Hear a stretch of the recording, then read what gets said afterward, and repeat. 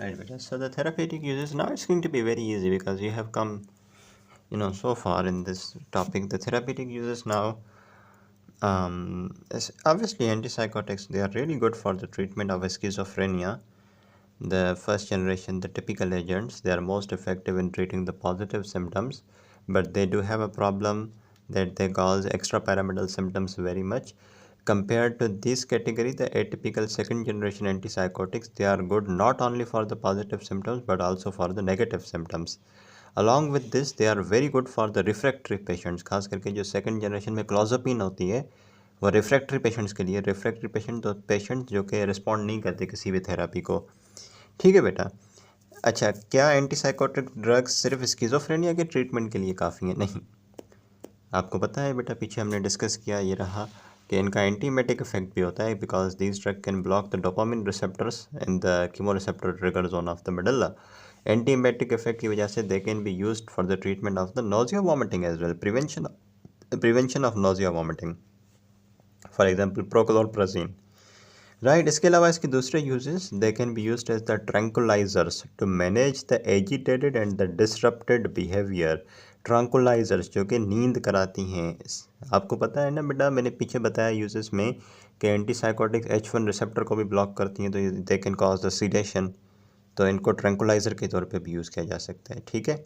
Chlorpromazine can be use for the treatment of the intractable hiccups जो कि साइकोसिस में होते हैं। उसके अलावा कुछ और एंटीसाइकोटिक जैसे कि pimozide, risperidone, haloperidol, they can be use for the treatment of the motor and phonic tics और Tourette disorder. Motor and tonic phonic tics of the Tourette disorder. Let me explain this to you. Actually क्या होता है बेटा, जो Tourette disorder होता है, Tourette disorder में क्या होता है, पेशेंट को टिक्स होते हैं, motor tics, phonic tics. Motor tics आप समझते हैं बेटा, मोटर एक्टिविटी में टिक्स होना, जैसे कि आप आई ब्लिंकिंग, हेड का जर्क करना, ठीक है, आप समझ रहे हैं। और फोनिक टिक्स में कोई ऐसी आवाज़ें निकलना, चिरपिंग, बजिंग, ग्रंटिंग आवाज़ें हर वक्त निकालते रहना, आई का ब्लिंक करना, हेड का जर्क करना। तो टूरेट डिसऑर्डर ऐसा होता है जिसमें टिक्स मिलते हैं आपको, तो उसको भी रिलीफ करने के लिए the antipsychotics can be really good. इसके अलावा बेटा, risperidone, aripiprazole, they can be used for the management of the disruptive behaviour and irritability secondary to autism. Schizo देखें, जो मेन यूज़ है एंटीसाइकोटिक्स का वो स्किज़ोफ्रेनिया का ट्रीटमेंट है। ठीक है, लेकिन चूंकि इसके वर्सटाइल एक्शन है, काफ़ी बहुत सारे रिसेप्टर पे एक्ट करते हैं, तो नोजिया वॉमिटिंग को हमने ट्रीट किया, इनको हम ट्रैंकुलाइजर के तौर पे इस्तेमाल कर रहे हैं, हिकअप्स को ट्रीटमेंट में दे रहे हैं हम, जो टूरेट डिसऑर्डर में टिक्स होते हैं, मोटर फोनिक टिक्स, उससे बचने के लिए दे रहे हैं। राइस्पेराटोन और एरिपेप्राजोल जो है, they are use for the management of the autism में जो बिहेवियरल डिस्ट्रप्शन होती है, इरिटेबिलिटी होती है, उसके लिए भी they can be really good. इसी तरीके से quetiapine and lurasidone, they can be use for the treatment of the bipolar depression, तो एंटी डिप्रेसेंट के तौर पे भी इनका रोल है। Don't forget, antipsychotics are really good for the schizophrenia and all other uses, but I have to obviously mention everything now. I have to tell you all the uses. So okay, ludacidone and quetiapine, they are good for the bipolar depression. Paliperidone can be a very good for the schizoaffective disorder. Some antipsychotics, especially the aripiprazole, brexpiprazole and the quetiapine, they are used as adjunctive agent with the antidepressants for the treatment of the refractive depression. वैसे तो depression को treat करने के लिए हम anti depressants use करते हैं, लेकिन अगर डिप्रेशन ठीक नहीं हो रहा एंटी डिप्रेसेंट देने के बाद भी, if the patient is refractory, तो हम क्या करते हैं, कॉम्बिनेशन इस्तेमाल करते हैं, एंटी डिप्रेसेंट्स के साथ एंटीसाइकोटिक्स भी ऐड कर देते हैं, फिर जाके आपका रिफ्रैक्टरी डिप्रेशन ठीक होता है। So there is a big list of the therapeutic uses of the antipsychotics. Antipsychotics are very good for the treatment of the schizophrenia, but don't forget there is a big list still. Okay, so I hope you are clear with this. After therapeutic uses, beta, now this is a time to tell you a little about the pharmacokinetics of the antipsychotic drugs and then the adverse profile. Right, beta. The pharmacokinetics of your antipsychotics. Everything as per your Lippincott beta, let me tell you. The absorption, if you provide this drug orally or in injection form, Depends, but if you take it orally, the absorption is not affected by food. It is unaffected, except for ziprasidone. Ziprasidone को छोड़ के बाकी जो antipsychotics हैं, they are unaffected. The absorption of lurasidone and paliperidone is increased with food. Remember, a couple of drugs, lurasidone and paliperidone, their absorption is increased with food. Otherwise, the other drugs are not affected by the food. Okay, what about distribution? Obviously, it has to go to your brain. It has to be distributed to your brain. And इनका volume of distribution काफ़ी large होता है. जहाँ तक बात है metabolism की, तो ये ड्रग्स लिवर में मेटाबलाइज होती हैं bye cytochrome P450 enzyme. P450 के वेरिएंट्स 2D6, 1A2, 3A4 जो ड्रग मेटाबलाइज हो जाती है और उसके मेटाबोलाइट्स बनते हैं वो यूजुअली एक्टिव होते हैं, मोस्टली एक्टिव होते हैं. और वो जैसे कि paliperidone is active metabolite of the risperidone. How interesting it is. Risperidone, you take it orally, it goes to the liver, gets metabolized, and the metabolite which is produced as a result of the metabolism of risperidone is the active metabolite called paliperidone. Okay, loxapine का जो metabolite होता है वो होता है amoxapine. Anti depressant amoxapine is active metabolite of loxapine. Interesting. What about the route of administration? Injectable form ज़्यादा preferable होती है इसकी, और बहुत सारी इंजेक्टेबल फार्मूलेशंस आती हैं. इंजेक्टेबल फार्मूलेशंस लाइक द फ्लूफिनाजीन डिकानोएट, एक ये हो गई. दूसरा हेलोपेरिडोल डिकानोएट, राइसपेरिडोन माइक्रोस्फेयर्स, पेलीपेरिडोन पाल्मिटेट, और इस तरीके से एरसपिप्राजोल, monohydrate एरसपिप्राजोल, लॉरोक्सिल, olanzapine, pamoid. If you don't even remember this, you just keep in your mind there are different combinations that are available in the injectable form. Okay, duration of action is really good.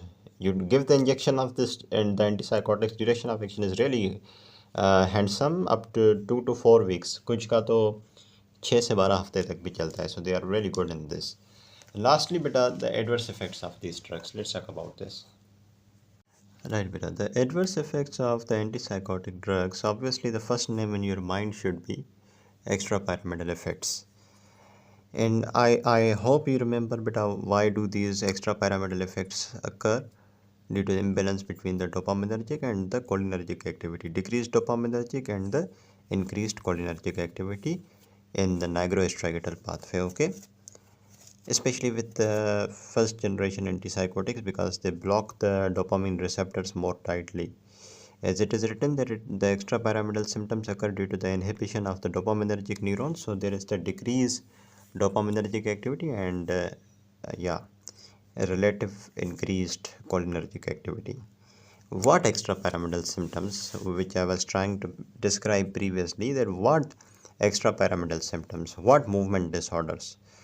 Number one is the dystonias. Dystonias, they occur almost around within few hours to days of the treatment. So early on, if you start taking the antipsychotics, especially the first generation antipsychotic, you develop the extrapyramidal symptoms within few hours, right? So what are the dystonias? The twitching movements. Okay, the twitching movements are the stiff posture. You know, the patient taking these antipsychotics, their posture become very much stiff. The posture become very much stiff, and there are the kind of movements which are involuntary, and the muscles become stiff. And obviously I can't show myself here in the video, otherwise I could have shown you that how the patient becomes. You can just go and search it out, and you see the patient with the antipsychotics, they develop the dystonias, they develop the irregular posture. If this is the normal position of the hand, so they develop their hand just like this. So similarly the head and neck. Other than dystonias, beta, akathisias are the motor restlessness. They develop little later, they take some days. You are taking the antipsychotics, you develop the extrapyramidal symptoms, but the akathisias take some days to weeks to develop. The motor restlessness, like, if I describe this, then I will say the akathisias. Let me show you. If I take you a little back here, then you will see, yeah, here, akathisias, the motor restlessness. Akathisias, they develop beta within days to weeks after the starting therapy with the antipsychotic. They take some days to weeks. Akathisias, um, described as the motor restlessness. You are sitting on the chair, you sit comfortably, but the patient taking the antipsychotic, who develop the akathisias, they have motor restlessness. Motor restlessness means they have agitation, confusion, their muscles are, continuously in restlessness, not relaxed, okay? Then within weeks to months of initiating the treatment, you also develop the Parkinson-like symptoms like tremors of the muscles, the rigidity and the bradykinesia. The muscles become very much rigid, and there is bradykinesia as well. Difficulty in initiating the movement, problem in initiating the movement. That is what we call the bradykinesia. ठीक है. इसके अलावा the tardive dyskinesia, and it can be even irreversible. It develops after months or years. This is very late complication. This is very late extrapyramidal effect. You are taking the antipsychotic drugs today. You may or may not develop this tardive dyskinesia, but if you develop this tardive dyskinesia, you develop this after so many months or even years after the initiation of the treatment. What is tardive dyskinesia? It is very late. Tardive word का मतलब ही late होता है. Okay, what happens in this? Let me take you a little back and show you. Yeah, here you see this. The tardive dyskinesia is the involuntary movement of tongue, involuntary movement of lips, involuntary movement of neck, trunk and limbs. I wish I could show you that how involuntary movements of tongue and lips are there, and how the patient with the tardive dyskinesia presents to you, but you can still uh, assume that how involuntary movement of the tongue can be like. जैसे frog आपने देखा हो किस तरीके से अपनी ज़ुबान को बाहर निकलता है अपने किसी इंसेक्ट को पकड़ने के लिए, इसी तरीके से जो टंग होती है वो बाहर निकलती है और अंदर जाती है और बाहर आती है टंग. तो ये बड़ी irreversible सी कंडीशन होती है. This can be very much problematic. Okay, so these are the extra pyramidal effects. That is the top of the variant, and they come in your mind at very first when discussing the adverse effects of the antipsychotics. After this beta, some other side effects. If the cholinergic activity is blocked, obviously cholinergic receptors are also blocked by the antipsychotics. You remember, they are really good. If the cholinergic receptors are blocked, the extrapyramidal effects will be reduced, but other side effects will be produced, right, as constipation, urine retention and all. Yeah, तो dopaminergic activity cholinergic activity का बराबर हो जाएगी. अगर आप anti cholinergic effect है तो extra pyramidal effects जो है मिनिमाइज हो जाएंगे. ये मैं पीछे काफ़ी तफसील में बात कर चुका हूँ. ठीक है, ओके जी. या कुछ एंटीसाइकोटिक्स होती हैं जो कोलिनर्जिक एक्टिविटी को ब्लॉक कर देती हैं, राइट, खास करके क्लोज़ापिन वगैरह. लेकिन ज़रूरी नहीं है एंटीसाइकोटिक्स. आप यूँ भी कर सकते हैं कि आप एंटीसाइकोटिक ले रहे हैं तो उसके साथ अलग से एंटीकोलिनर्जिक ले लें, जैसे कि बेंस्ट्रोपिन ले लें.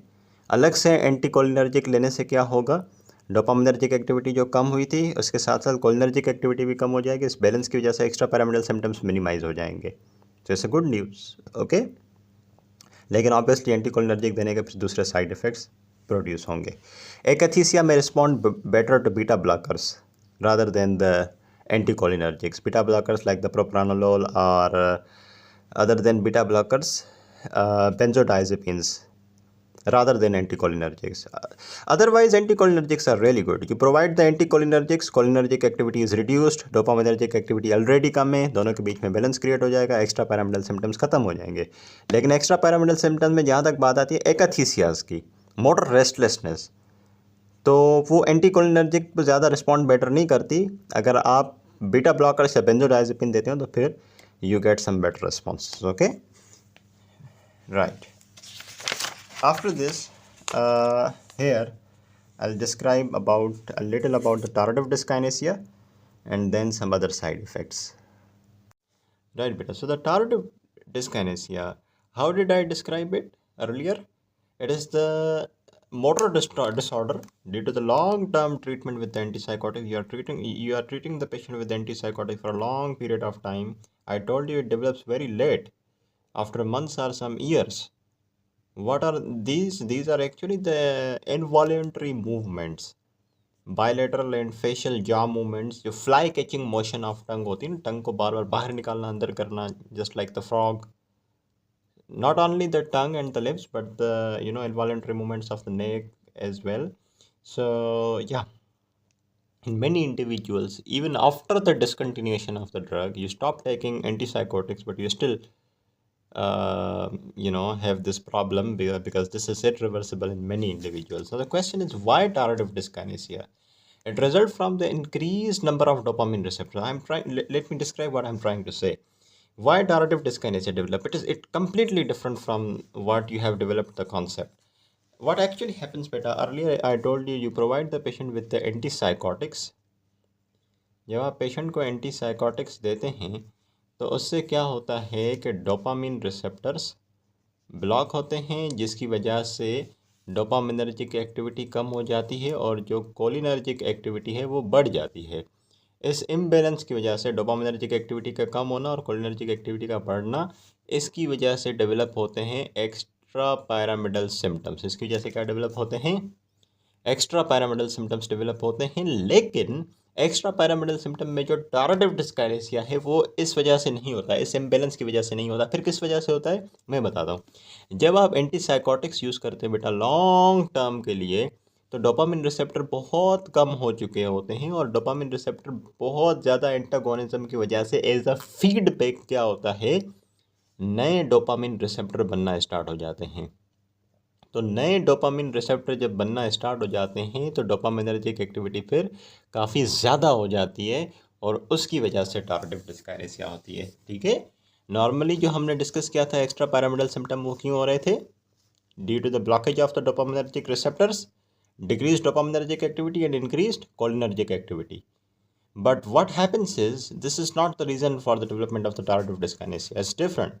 You provide the patient with the antipsychotic for the long period of time, it will keep on, antagonizing the dopamine receptors. But a time will come when the feedback will be produced. इसकी मुसलसल inhibition की वजह से क्या होगा, बाद में नए डोपामिन रिसेप्टर बनना स्टार्ट हो जाएंगे. This is the natural phenomena in the body. Okay, so why does it develop? Here it is written. Why tardive dyskinesia? It results from the increased number of dopamine receptors synthesized as a compensatory response to long-term dopamine receptor blockade. You now understand this, beta? So there will be increased dopaminergic input to overpower the cholinergic input. तो अब dopaminergic जो input था वो ज़्यादा हो जाएगा, cholinergic कम हो जाएगा, जिसकी वजह से एक्सेसिव मूवमेंट्स होगी पेशेंट में, एक्सेसिव मूवमेंट टंग की, लिप्स की and all. The management for the tardive dyskinesia, you provide the patient with the valbenazine और deutetrabenazine, the zines, the suffix with zine, या फिर वेलबेनाजीन हो या फिर ड्यूट्रेटा हो. They are the inhibitors of the vesicular monoamine transporter. तो dopamine को inhibit कर देते हैं एक्चुअली. डोपामिन की जो ट्रांसपोर्ट है अक्रॉस द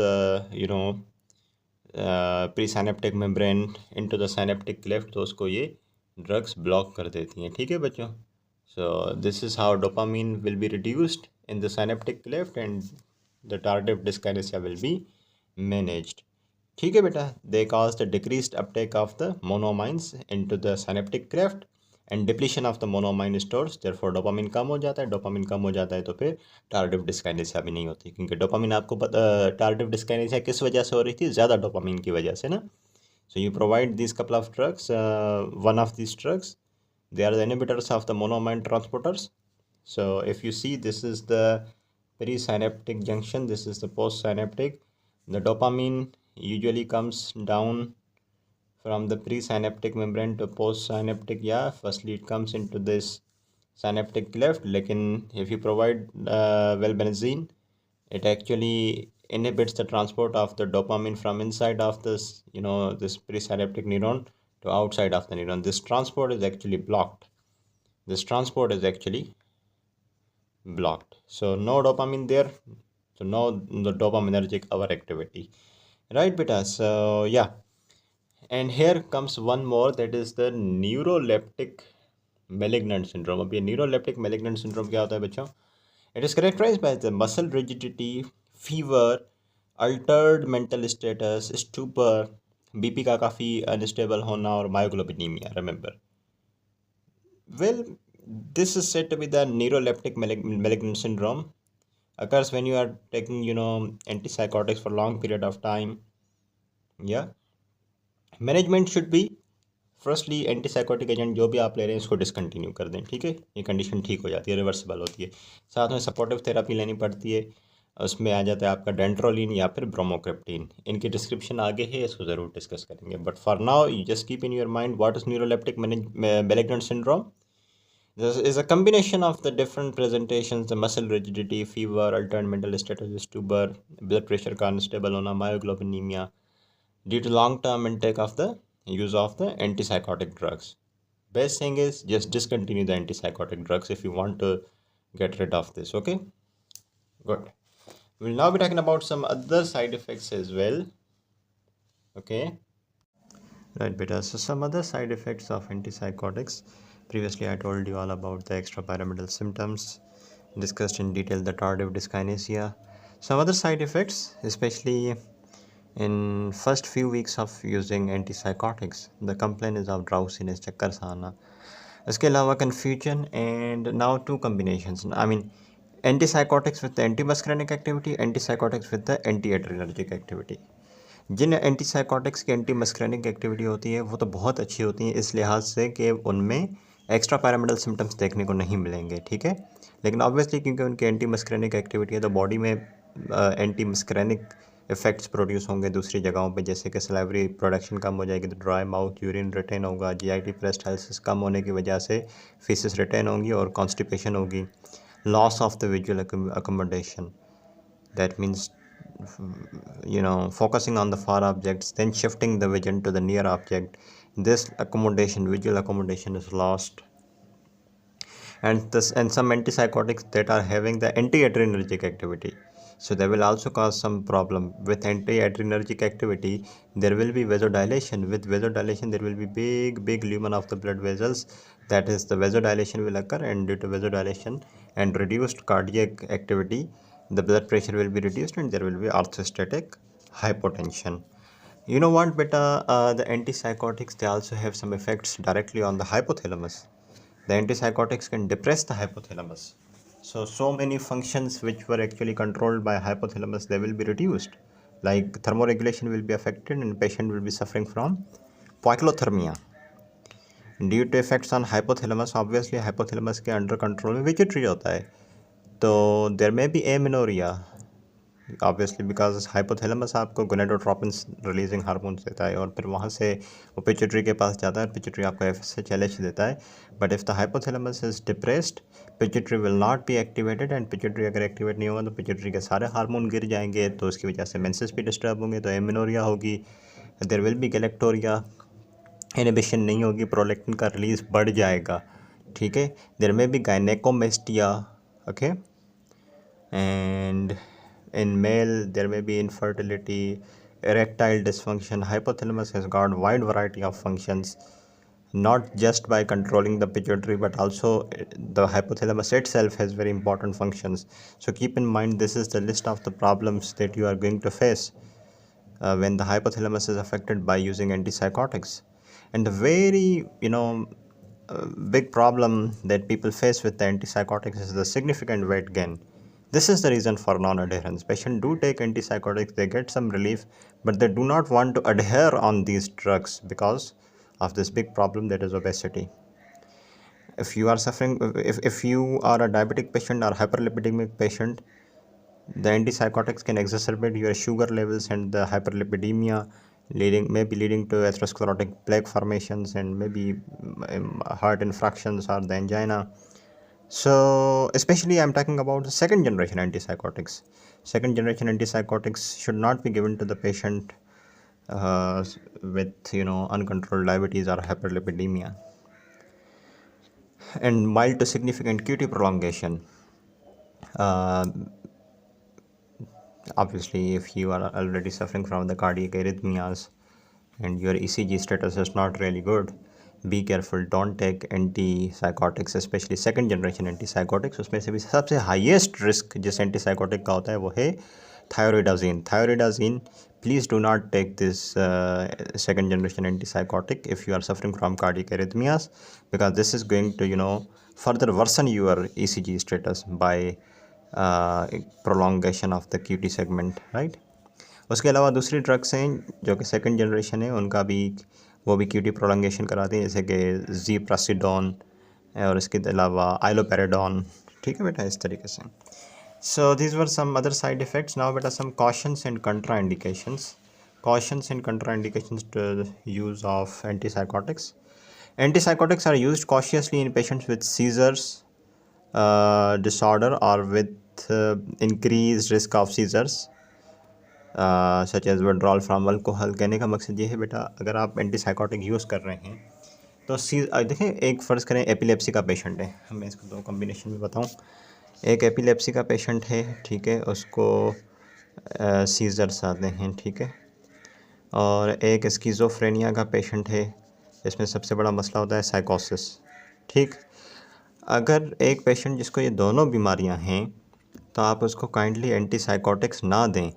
क्यों? क्योंकि antipsychotics can worsen the seizures due to epilepsy. ठीक है, antipsychotics used cautiously in patient with the seizures because the antipsychotics can worsen the seizures. ठीक है, या फिर वो पेशेंट जिनमें सीजर के होने का चांस ज़्यादा है तो उनमें भी एंटीसाइकोटिक्स बड़े कॉशन के साथ यूज़ करें. ठीक है, antipsychotics they also have warning of increased risk of mortality when used in elderly patients with dementia, related behavioral disturbances and psychosis. Be careful if you are using antipsychotics in the elderly patients. In elderly patients, if you are using antipsychotics for long period of time, they can cause mortality, so be careful. Also, the antipsychotics cause worsening of the mood and suicidal ideation of the behaviors, especially when you are taking it for long period of time. Mood worsening, suicidal ideation or behaviors are there. Okay, one of my friends, he used to take antipsychotics due to I don't know what problem, if schizophrenia or something different. He most of the times was busy keeping himself depressed with lots of suicidal ideas. So this is the problem with antipsychotics. Be careful. We are done with the chapter almost, but the maintenance treatment, 2 or more psychotic episodes secondary to schizophrenia. कब start करनी चाहिए antipsychotic drug? जब schizophrenia का patient है, उसको 2 attack आ चुके हैं या 2 से ज़्यादा साइकोटिक एपिसोड आ चुके हैं, तो आप मेंटेनेंस ट्रीटमेंट स्टार्ट कर दें 5 साल के लिए. ठीक है, उसके अगर ख़ास करके आप सेकंड जनरेशन ड्रग्स यूज़ कर रहे हैं तो उसके बाद रिलैप्सेस कम ही होते हैं. ठीक है बच्चा, अब यहाँ पे मैंने इन ड्रग्स को थोड़ा सा समराइज़ करके लिख दिया है कि फर्स्ट जनरेशन की ये ड्रग्स हैं, सेकंड जनरेशन की ये ड्रग्स हैं. You can memorize as much as you can. First generation antipsychotics, big problem with these drugs is the extrapyramidal symptom. Second generation antipsychotic drugs, these are the atypical drugs, non-conventional drugs. The big problem with these drugs is the exacerbation of the sugar levels and the hyperlipidemia. First generation में भी low potency और high potency drugs. Low potency include chlorpromazine and thioridazine. उसके अलावा high potency के अंदर फ्लूफिनाजीन, हेलोपेराडोल, लॉक्सापिन, मोलिंडोन, उसके अलावा परफिनाजीन, पिमोजिडिन, परक्लोरप्राजीन. Right? I know reading it very quickly is really easy. Memorizing it will be a little, difficult, but you can keep in your mind as much as you can, 2, 3, 4 drugs at least. Second generation antipsychotics, aripiprazole. उसके अलावा एजोनपिन, ब्रेक्सिप्राजोल, कैरिपेराजीन, clozapine और ढेर सारी drug जैसे कि आइलोपेराडोन, लोरासिडोन, ओलंजापिन, पेलिपेराडोन, पिमावेंसरिन, इसके बारे में बात भी की थी, क्विटियापिन, रास्पेरिडोन and ज़ीप्रासिडोन. So I hope everything will be clear beta to you. I have delivered entire chapter in 4 different videos. So if you have any question, you can ask me anytime, anywhere. Thank you so much beta. Class dismissed.